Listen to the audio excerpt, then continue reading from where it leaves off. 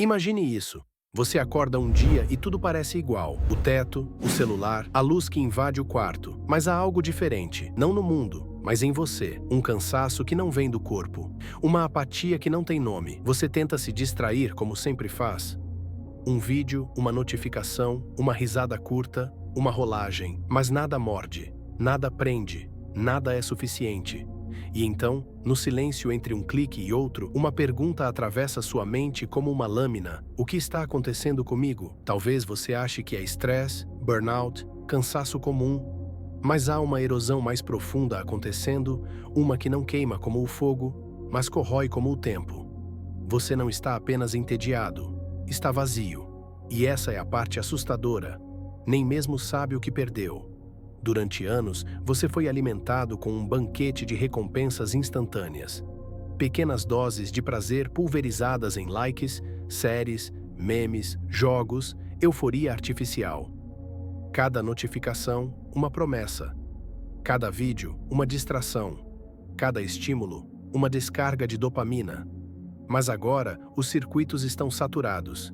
E mesmo quando o mundo grita, divirta-se, seu espírito responde com um bocejo. Você já percebeu que quanto mais estímulos busca, menos vida você sente? Pense nas últimas 24 horas. Quantas vezes você pegou o celular sem motivo? Quantas vezes você se entorpeceu de conteúdo sem sequer lembrar o que viu? Quantas vezes você procurou prazer por impulso e saiu se sentindo mais exausto, mais irritado, mais vazio? É aqui que mora o paradoxo. Estamos cercados por entretenimento, mas famintos por sentido. Vivemos em uma era de superestímulo, mas morremos de tédio. A dopamina, essa molécula da motivação, do desejo, do prazer, foi sequestrada por um sistema que transforma o espírito humano em um consumidor crônico de nada. Mas quem ousa dizer isso em voz alta? Quem tem coragem de admitir que talvez o problema não seja a sua produtividade, seu foco ou sua disciplina, mas o que fizeram com o seu sistema nervoso, com sua alma? O filósofo Aldous Huxley uma vez alertou: seremos reduzidos à servidão por meio do prazer. O presságio se cumpre diante de nossos olhos, mas ninguém quer olhar. Afinal, o que fazer quando tudo o que te distrai é também o que te destrói? A verdadeira prisão do século XXI não tem grades, tem notificações. Carl Jung disse que aquilo que você não traz à consciência retorna como destino. Mas e se o destino da nossa geração for uma anestesia coletiva, tão prazerosa e constante que nunca percebemos que morremos por dentro? Você ainda sente raiva como antes? Ainda sente dor? Ou tudo foi diluído numa sopa de cliques, sons e luzes? Você consegue estar presente num momento por mais de 5 minutos sem precisar escapar? Talvez o maior vício não seja por dopamina, mas por fuga. Fugimos de nós mesmos, da dor de existir, da responsabilidade de sentir profundamente, porque sentir profundamente dói, e num mundo de prazeres fáceis, a dor é considerada um defeito. Mas e se for justamente essa dor que falta? E se for ela que ancora, purifica, desperta? Jean-Paul Sartre dizia que estamos condenados à liberdade. Mas talvez a nossa geração esteja condenada à distração. E nesse labirinto de estímulos incessantes, o que morre silenciosamente é o espírito. Essa chama interior que clama por algo mais profundo, mais lento, mais autêntico. Algo que não pode ser comprado, curtido ou acelerado. Então aqui vai a pergunta que talvez você nunca tenha feito de verdade. E se o que você chama de vida normal for, na verdade, uma forma elegante de entorpecimento? Porque há algo nesse vazio que você sente, nesse tédio que parece crescer mesmo cercado de estímulos, que carrega uma verdade sombria. E talvez, só talvez, você esteja pronto para encará-la. Mas para isso é preciso coragem. Coragem de olhar para o vício invisível que te domina. Coragem de questionar a normalidade anestesiada. Coragem de redescobrir o que é estar vivo de verdade. A pergunta que te atormenta não é nova. Ela já ecoava nos salões escuros da alma quando Nietzsche gritava que Deus está morto e a modernidade havia perdido seu eixo. Ela vive nos olhos de quem já não sabe mais por que levanta da cama. E ela sussurra, todos os dias, enquanto você rola mais um vídeo sem pensar. Qual é o preço da dopamina fácil? E o que ela está matando dentro de você? Se você sente que há algo errado, você está certo. Mas ainda não viu o pior. Agora, precisamos ir mais fundo. Precisamos abrir o corpo do problema e dissecar suas raízes. Porque o que você sente não é fraqueza, não é desvio, não é falta de força de vontade. É a consequência de uma arquitetura mental projetada para manter você distraído o suficiente para nunca despertar. Vamos abrir essa ferida juntos. A primeira mentira que te contaram foi que prazer é o mesmo que felicidade. A segunda, mais perigosa, é que se você não está se sentindo bem o tempo todo, há algo de errado com você. Mas a dor, o tédio, a angústia, esses não são erros. São sinais, são convites. E nós os silenciamos. A dopamina. Essa pequena molécula da motivação, da antecipação e do desejo nunca foi o vilão. Ela é parte essencial da arquitetura da vida. Sem ela, você não levantaria da cama, não perseguiria um objetivo, não se apaixonaria. Mas como alertou Carl Jung, tudo o que é poderoso na psique pode se tornar destrutivo quando reprimido, distorcido ou explorado. E foi exatamente isso que aconteceu. No passado, o prazer era consequência. Vinha depois do esforço, do risco, da espera. Hoje, ele se tornou um produto, uma constante, um direito supostamente inato. A sociedade moldada pela lógica do consumo não quer que você sinta, ela quer que você deseje, constantemente, sem fim, sem profundidade. E por trás dessa engrenagem há um culto silencioso à dopamina. Você quer saber por que se sente tão fragmentado? Porque vive em um sistema que recompensa a excitação superficial e castiga o silêncio profundo. O algoritmo não valoriza sua alma, ele valoriza sua atenção. E para capturá-la, precisa viciar seus circuitos. Precisa te manter desejando qualquer coisa. Arthur Schopenhauer dizia que o homem oscila eternamente entre o tédio e a dor. A dopamina foi a promessa de escapar desse ciclo. Mas ao tentar fugir do vazio com estímulo constante, nos tornamos escravos de uma nova forma de sofrimento. A saturação. O prazer sem pausa perde o sabor. O desejo sem sentido se torna compulsão. E o ser humano, desprovido de propósito, começa a definhar espiritualmente. Você já se perguntou por que as coisas que antes te faziam vibrar agora parecem banais? Já se questionou por que é tão difícil se concentrar, se entregar, sentir algo por inteiro? A resposta está na adaptação hedônica, o fenômeno pelo qual o cérebro se acostuma com estímulos elevados e exige doses cada vez maiores para sentir o mesmo prazer. Um mecanismo natural de sobrevivência, que se tornou uma maldição em um mundo onde estímulo é abundante e propósito é escasso. Mas há algo mais profundo ainda. Nietzsche falava do espírito livre como aquele que se liberta das ilusões impostas, que ousa pensar por si mesmo, mesmo que isso o condene à solidão. O viciado em dopamina é o oposto. Ele precisa da ilusão. Ele foge da lucidez porque ela dói demais. Ele recusa o silêncio porque o silêncio revela tudo o que está quebrado. Jean-Paul Sartre acreditava que o ser humano está condenado à liberdade, que deve criar seu próprio sentido num universo indiferente. Mas essa liberdade exige um contato brutal com a verdade, algo que poucos estão dispostos a enfrentar. É mais fácil seguir anestesiado, mais fácil aceitar a vida em alta rotação do que parar e olhar no espelho. E aqui reside a armadilha invisível. A dopamina não é apenas química, é filosofia social. É o mecanismo perfeito para manter você distraído da única coisa que realmente importa: quem você está se tornando. Essa é a raiz do problema. Não é apenas neurociência, é existencial. É o preço que pagamos por viver num mundo onde o excesso substituiu a essência. Viktor Frankl, sobrevivente de Auschwitz e pai da logoterapia, afirmava que o maior desejo humano não é o prazer, mas o significado. Mas quando o significado desaparece, procuramos compulsivamente por sensações. Trocam-se perguntas profundas por distrações fáceis. Então, em vez de refletir sobre a morte, buscamos mais um episódio. Em vez de sentir a tristeza até que ela se transforme, nos afogamos em notificações. Em vez de escutar o corpo, o espírito e o silêncio, corremos. Corremos porque parar significaria perceber que estamos vazios. E isso talvez seja mais doloroso do que qualquer crise. Mas o paradoxo é este: é justamente ao encarar esse vazio que algo novo pode nascer.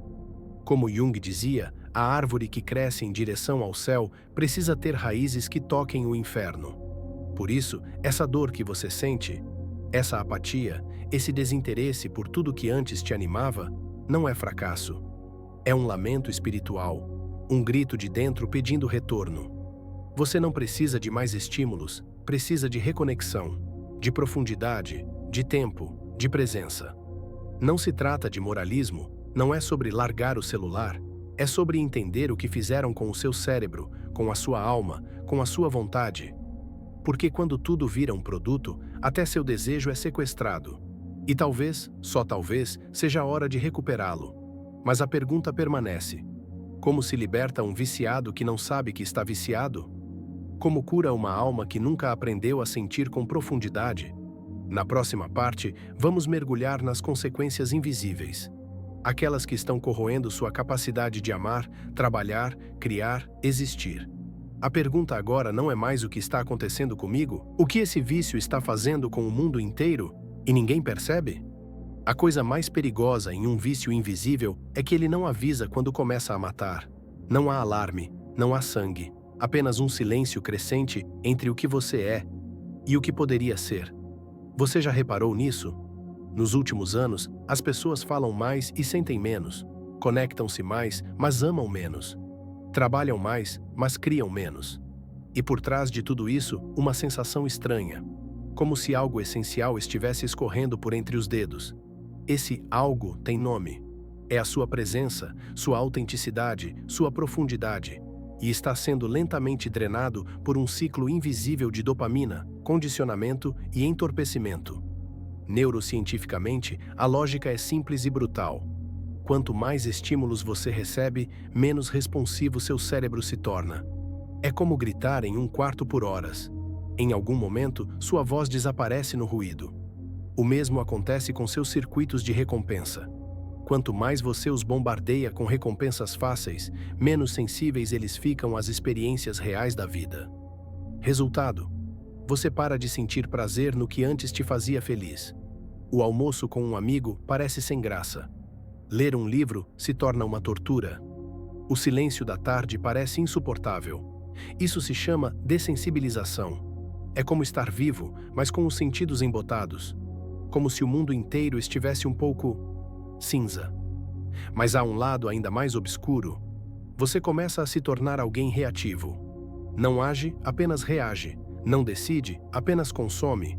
E com o tempo, você para de se perguntar o que realmente quer da vida, porque está muito ocupado respondendo aos impulsos que te foram injetados.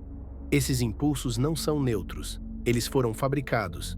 Eles vêm dos algoritmos que rastreiam seus desejos para te manter preso. Eles vêm do marketing, que transforma qualquer necessidade em urgência. Eles vêm de um sistema que lucra com a sua atenção fragmentada. Você não está distraído por acaso. Está sendo mantido nesse estado porque um ser humano distraído não cria, não questiona, não busca a verdade. E aqui está a consequência mais sombria. A dopamina está nos afastando da nossa própria humanidade. Carl Jung dizia que o homem moderno está perdendo sua alma porque vive cada vez mais fora de si mesmo. Ele não ouve sua intuição, não dialoga com sua sombra, não se entrega ao mistério. E o vício em dopamina é a forma moderna de amplificar essa perda. Quando foi a última vez que você ficou de fato presente com alguém sem olhar o celular? Quando foi a última vez que você sentiu tédio e decidiu explorá-lo ao invés de fugir dele?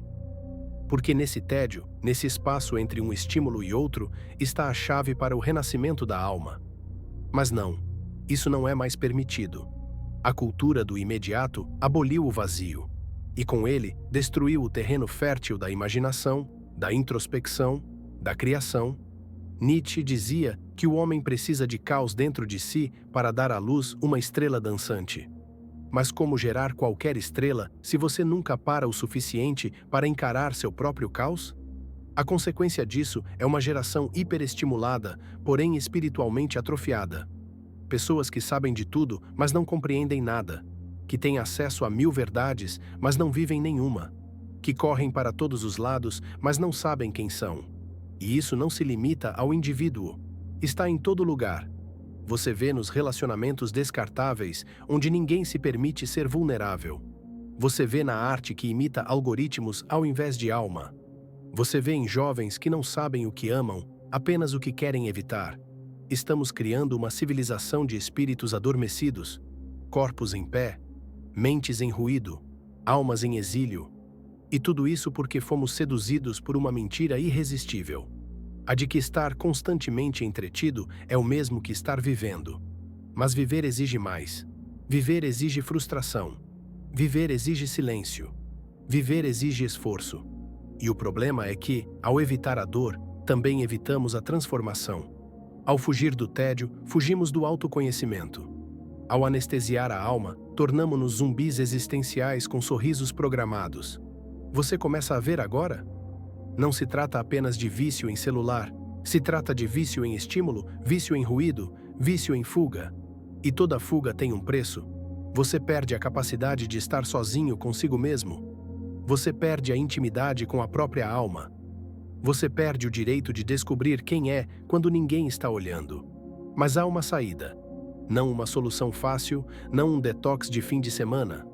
Uma rebelião profunda contra tudo que te mantém distraído.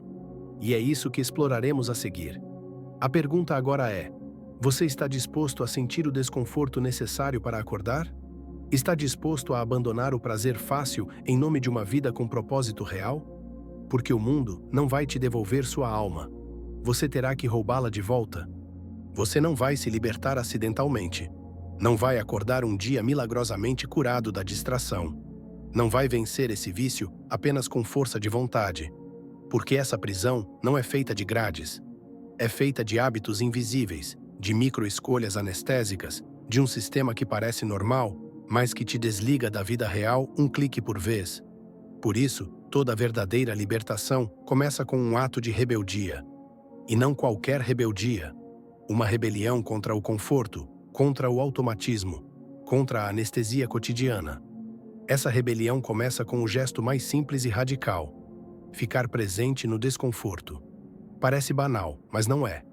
Porque permanecer presente, quando tudo te convida a escapar, é um ato de coragem.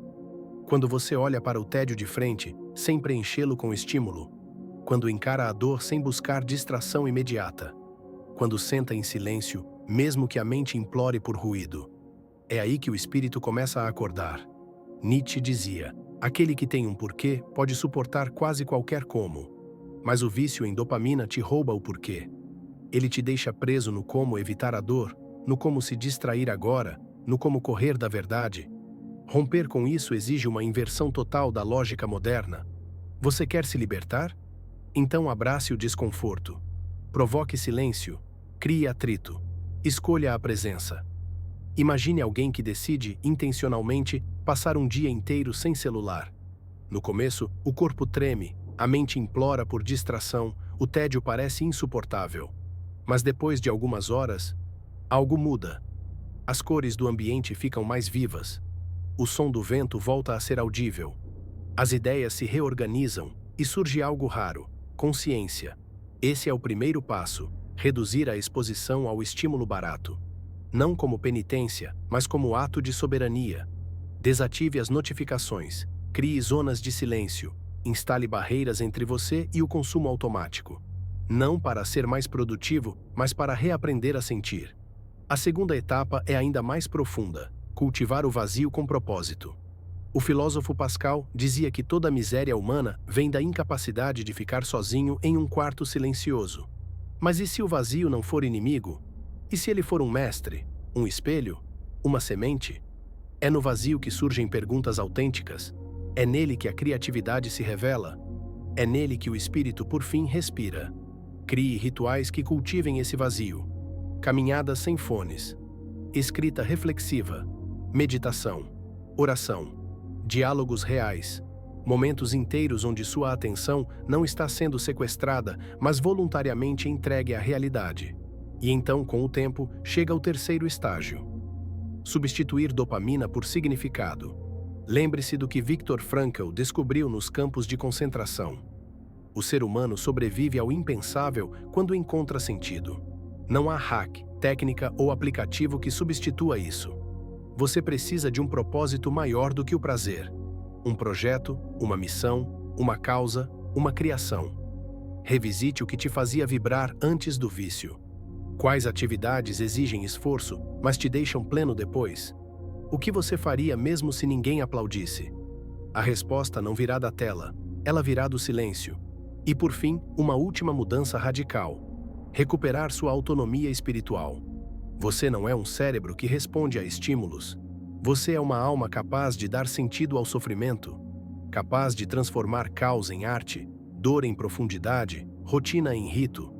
Carl Jung acreditava que a verdadeira individuação começa quando paramos de viver para agradar os deuses externos, pais, chefes, algoritmos, e começamos a ouvir a voz interna. Essa voz está aí, sufocada, mas ela ainda sussurra. Ela sussurra quando você olha o céu e sente um aperto sem nome.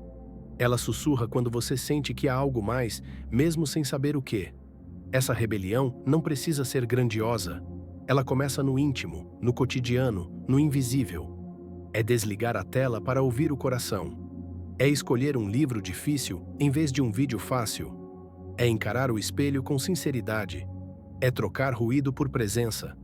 É reumanizar sua vida, um gesto de cada vez. E não se engane, isso não será confortável. Vai doer, vai dar medo. Você sentirá o peso da abstinência emocional, porque deixar o vício de dopamina é como sair de uma bolha anestésica, onde tudo parece fácil e sem consequência. Mas a dor que vem é uma bênção. Ela é o retorno do seu espírito. É o calor da vida voltando para os dedos da alma.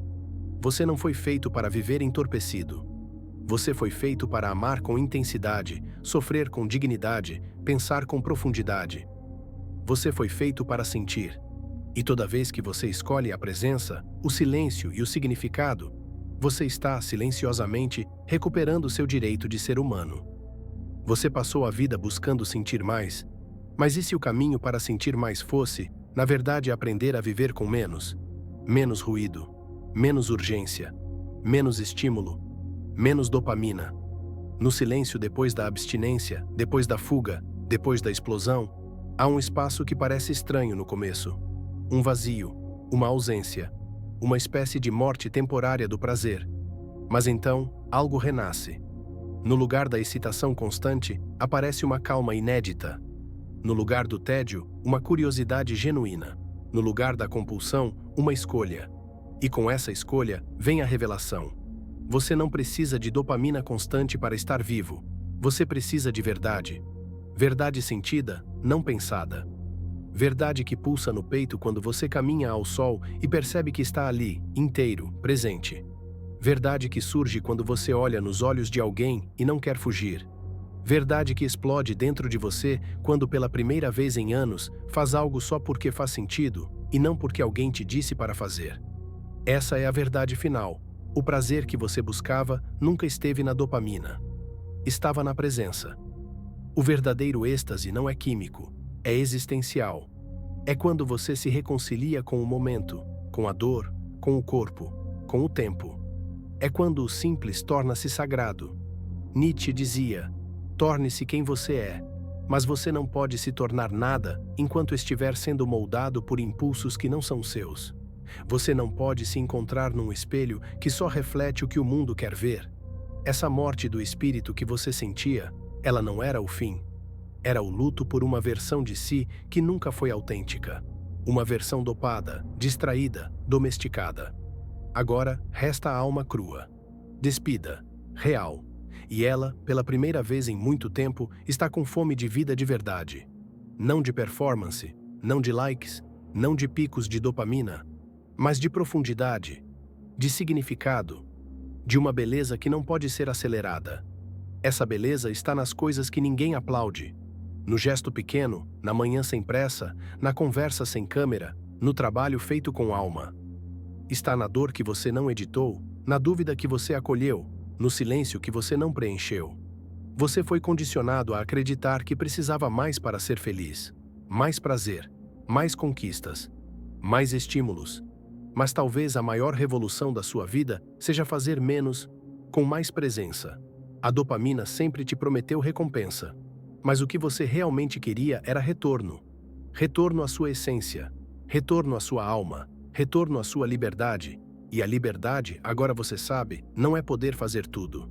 É poder escolher com consciência, inclusive o silêncio, inclusive o vazio, inclusive o caminho mais lento, porque esse caminho te leva de volta para casa. E em casa, no templo da sua própria consciência, você redescobre algo que a dopamina nunca poderia te dar. Paz. Paz não como ausência de dor, mas como presença total. Presença do que é real. Presença do que importa. Presença de você. Você não está mais entorpecido, está desperto. E ser desperto hoje é um ato de heroísmo. Você se lembra daquele vazio do começo? Aquele vazio que te assustava? Agora ele não é mais um buraco, é um berço. Berço de uma nova forma de viver, mais lenta, mais íntegra, mais humana. E talvez, só talvez, você tenha acabado de nascer de novo.